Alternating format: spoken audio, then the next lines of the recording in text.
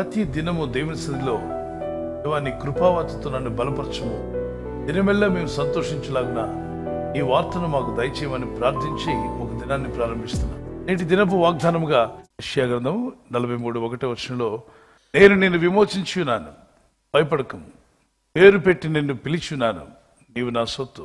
Fear not, for I have redeemed you.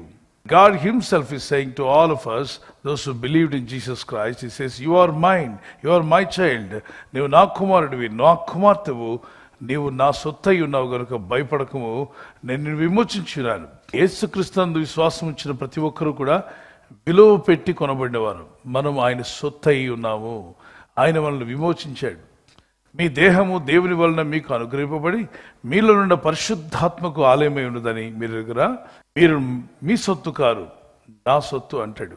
అంటే మనము మన సొంతం కాదు, మనం దేవుని సొంతమై ఉన్నాము. యేసు ప్రభు రక్తం ఇచ్చి మనల్ని కొన్నాడంట. చెరలో నుండి మనల్ని విడిపించాడు. ఎవరి చెరలో మనం ఉన్నాం? ఎరవేసి పట్టుకుంటుంది ఒక పక్షి. ముందు వేసింది అది ఎర తీసుకొచ్చి వేస్తే ఎర తినడానికి వచ్చింది చేప, అంతే అమాంతంగా పట్టేసింది. చేపలు పట్టే జాలడికి తెలివితేటలు ఎక్కడుండో వచ్చాయా అనుకుంటున్నాం. ఇదిగోండి దీని దగ్గర నుండే నేర్చుకున్నారేమో. ఎర వదిలింది ఎక్కడుండో తీసుకొచ్చి ఆ ఎర తిందాము కదా అని వచ్చింది చేప, అమాంతంగా బయట ఉన్నటువంటి సాతానుడు వెళ్ళి పట్టేసాడు వాటిని. చూడండి, ఆ చేప పాపం ఎర్రను చూసుకుంది కానీ ఎర్ర వెనక దాగి ఉన్నటువంటి శత్రువును చూడలేకపోయింది. అపవాది ఒక ఎర్ర వేసి మనల్ని పట్టుకున్నాడు. పట్టుకొని మనల్ని ఈడ్చుకుపోవడానికి తప్ప ఏమాత్రం మనల్ని విడిచిపెట్టడానికి మనమే కనికరం లేదు వాడికి. ఒక పక్షికే ఇంత ఎర్రబెట్టే స్వభావం ఉంటే సాధారణుడికి ఎంత ఘోరమైన వాడు. ప్రతి యవన కుమార్తెకు ఒక ఎర్ర వేస్తున్నాడు, ప్రతి యవన కుమారుడికి ఒక ఎర్ర వేస్తున్నాడు. రా బయటకు వచ్చా, ఇంట్లో నుండి వచ్చేసాయి, చదువుల నుండి బయటికి రా, భక్తుల నుండి బయటికి రా, దేవుని కాపుదల నుండి బయటికి రా, నీ లైఫ్ ఎంజాయ్ చేయొచ్చు అంటాడు. ఒక ఎర్ర వేస్తాడు. ఇదేదో బాగుందిలే ఎవరు చూస్తారులే అని చెప్పి వెళ్ళిన వెంటనే ఇదో కొంగ ఏం చేసిందో తెలుసు కదా, అమాంతంగా పట్టి లాగివేసి మింగివేస్తున్నట్టుగానే దుష్టుడైన అపవాది అందరినీ లాగివేస్తున్నాడు. వయసు భేదం లేదు వానికి, ఎంతటి వాడినైనా లాగేస్తాడు, ఎటువంటి స్త్రీనైనా లాగేస్తాడు. అందుకే వాడి చేతిలో పడకుండా ఉండడానికి సాతాను ఎరకు గురి కాకండి. కొందరిని మందు బాబులను మందుతో పట్టేశాడు. నేత్రాశ, జీవపడమం, శరీరాశ అనేటువంటి వాటిని వేసి కొందరిని సిగరెట్ ద్వారా, కొందరిని ఖైనీ ద్వారా, కొందరి క్లబ్, కొందరి పబ్బు, మరికొందరికి డ్రగ్స్, మరి కొందరికి లోక సంబంధమైన వ్యర్థమైన కోరికలు, వ్యభిచారం, జారత్వము, అపవిత్రత, కామ, క్రోధ, మదమత్సరాలు మనుషులకు చూపించి వాటిని చూపించి వాళ్ళని పట్టేశాడు. పట్టి వాడు నాశనం చేయడానికి, వాడు ఎప్పుడు పట్టుకున్నా నాశనం చేయడానికి మంచి తలంపులను దొంగిలిస్తాడు, మీ మంచి నిర్ణయాలను దొంగిలిస్తాడు, మీకున్న మంచి హృదయాన్ని దొంగిలిస్తాడు, మీ ప్రార్థనా సమయాన్ని దొంగిలిస్తాడు, భక్తిగా ఉండాలి అన్న ఆశను దొంగిలిస్తాడు, నేను మారాలి అన్న కోరికను దొంగిలిస్తాడు, చెడిపోవాలన్న కోరికతో నింపేస్తాడు, పాపం చేయాలన్న ఆశతో నింపేస్తాడు, మంచిని తీసి చెడును పెడతాడు. అక్కడ he will replace with the good and the evil. గుడ్ని తీసేస్తాడు, ఈవిల్తో నింపేస్తాడు.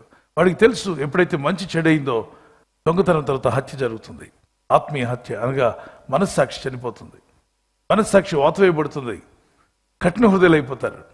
ఆ తర్వాత నాశనం అంటే సర్వనాశనం, నాతానికి పాతాళ అగ్నిగుండానికి తీసుకెళ్తాడు.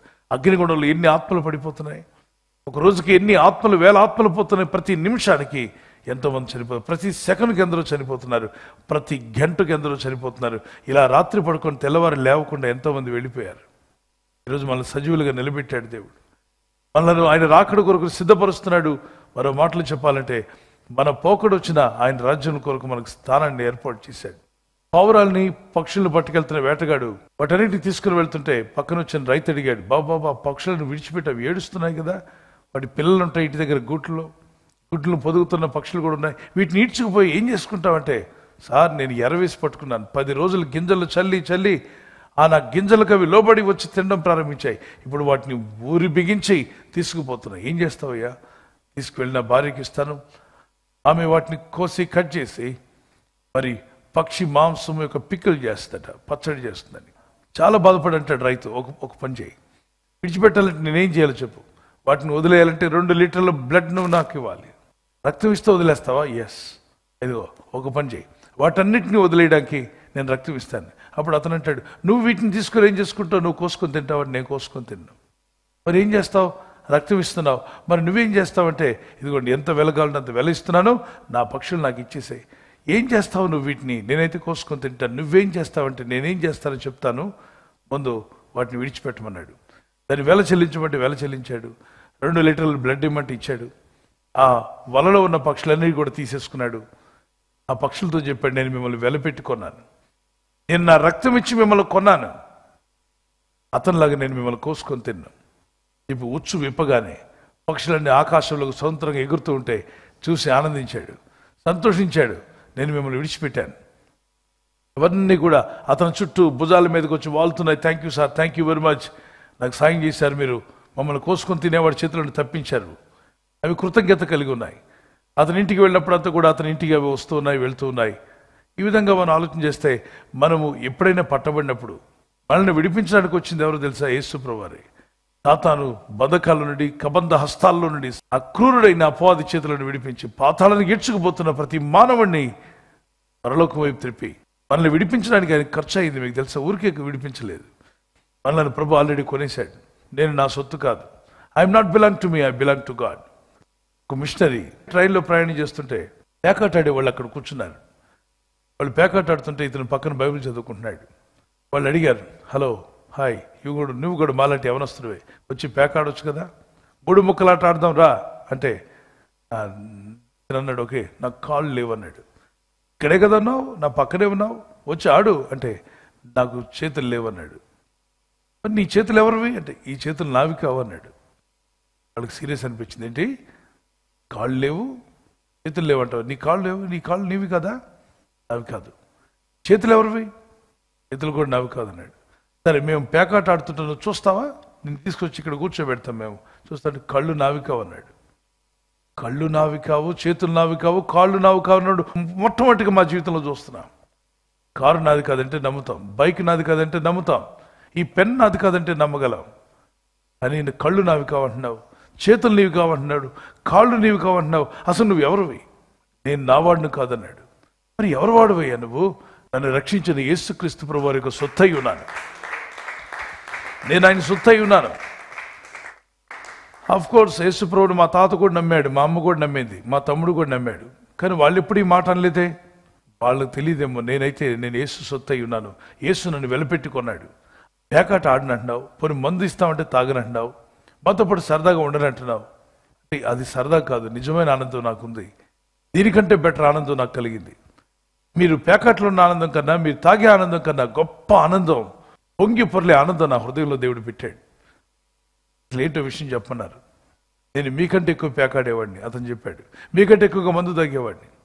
నా భార్య ప్రతిసారి చెప్తుండేదట, ఒక్కసారి ప్రభుని నమ్ముకోండి, ఒక్కసారి దేవుని సన్నిధికి రమ్మని. హేళన చేసేవాడు. ప్రభు అన్న, వాక్యం అన్న, చర్చ అన్న. ఒక రోజున అతను ఆఫీస్ అసిస్టెంట్ పిలిచాడు, ఒక మీటింగ్ జరుగుతుంది రండి సార్ అని. ఒక ఆ రోజు వర్క్ లేదు కాబట్టి వెళ్ళాడు. వెళ్ళి ఆ మీటింగ్లో పాల్గొన్నాడు. ప్రభు అతన్ని పట్టుకున్నాడు వాక్యంతో. ఇక to cut short the story, అతను రక్షణలోకి వచ్చిన తర్వాత అతను దేవునికి సమర్పించుకున్నాడు. అంతవరకు అన్ని అలవాట్లు ఉండేవి. ప్రభు, ఈ ఘోర పాపని క్షమించు, ఈ ఘోర పాపని మార్చవా, ఈ దురలవాట్లో చిక్కబడినటువంటి నాకు విడుదల ఇవ్వండి. సాతాను కబంధ హస్తాల్లో చిక్కుకుపోయాను. I'm in Satan's clutches, please set me free అని ప్రార్థన చేశాడు. దేవుడు అతను విడిపించాడు. అన్ని అలవాట్లు పోయాయని చెప్పాడు. ఆ తర్వాత నుండి బైబిల్ పట్టుకున్నాను. దేవునికి నా హృదయాన్ని, నా మనసును, నా ఆత్మను, నన్ను విడిపించిన నా దేవునికి నేను సమర్పించుకున్నాను. నన్ను సాతాను చేతుల నుండి, పాతాళ అగ్నిగుండం నుండి తప్పించుటకు తన ప్రాణాన్ని పెట్టిన యేసు ప్రభు వారికి నేను సమర్పించుకున్నాను. ఎందుకో తెలుసా? నా చేతుల పాపం తీసివేయడానికి ఆయన చేతులు మేకులుగా అప్పగించుకున్నాడు. నా కాళ్ళు, నా నడతల పాపం తీసివేయడానికి ఆయన కాళ్ళు మేకులుగా అప్పగించబడ్డాయి. నా హృదయంలో ఉన్న పాపం తీసివేయడానికి హృదయం బళ్ళెంతో పొడవబడింది. దురాలోచనలతో నిండిపోయిన నా మనసు పవిత్రమైన మనసుగా మార్చడానికి పవిత్ర మనసు కలిగినట్టు యేసుప్రభు వారి తల మీద ముళ్ళ కిరీటానికి అప్పగించాడు. నా శాపాన్ని, నా పాపాన్ని భరించిన యేసుప్రభు వారికి నన్ను నేను సమర్పించుకున్నాను. ఇప్పుడు నేను యేసువాడను కానీ నేను లోకస్తుని కాదు. ఇప్పుడు నేను నా వాడను కాదు, నేను యేసువాడను అని చెప్పాడు. ఆ మాట ఎప్పుడైతే వారు విన్నారో అందులో ఒకరు మాత్రం, brother, I just want to follow Jesus, యేసు ప్రభు గురించి నాతో కూడా మాట్లాడు. నా వైఫ్ కూడా చాలాసార్లు చెప్పింది కానీ నేను నమ్మలేదు. మా అమ్మ చెప్పింది నేను నమ్మలేదు. కానీ నీ మాటలు చెప్తున్న నమ్మకం అనిపిస్తుంది. మిగిలిన వారందరూ కూడా ఎగతాళి చేశారు, నీకు కూడా పిచ్చి పట్టిందని. లేదు, అతని మాటలో నాకు నమ్మకం కలిగిందని. ట్రైన్లో ఒక వ్యక్తి చెప్పి నేను నా సొత్తు కాదు, నేను యేసు సొత్తు అన్నప్పుడు మరొక వ్యక్తి రక్షణలోకి వచ్చాడు. ట్రైన్ దిగేలోగా ఒక మాట చెప్తున్నట్లుగా, ఎప్పుడైతే మనం సమర్పించుకుంటామో మనల్ని చూసినా నీకు ఆత్మల రక్షణలోకి వస్తాయి. మీ పిల్లలు కూడా చెప్పండి, ప్రభా నా పిల్లలు నీవారే, నా ఇల్లు నీదే, నా బండి నీదే, నా ఉద్యోగం నీదే, నా సర్వము నీదే ప్రభా, నీ కృపలో నన్ను కాపాడండి, నీ చిత్తం నాలో జరిగిన కాక. ఎప్పుడైతే మనం దేవుని చేతిలో పెట్టుకుంటామో రెస్పాన్సిబిలిటీ ఆయనకి ఇస్తున్నాం. గుర్తుపెట్టుకోండి, you are giving responsibility to God. అంటే ప్రభువుని నిన్ను బాధ్యతలోకి తీసుకొస్తున్నావు. అది ఇదిగో తాళం చేయిస్తున్నాను, ఈ జాగ్రత్త చూసుకో అన్నప్పుడు ఆ వ్యక్తిని ఏం చేసాం? మనం ఒక బాధ్యతలోకి అతను నెట్టేసాం.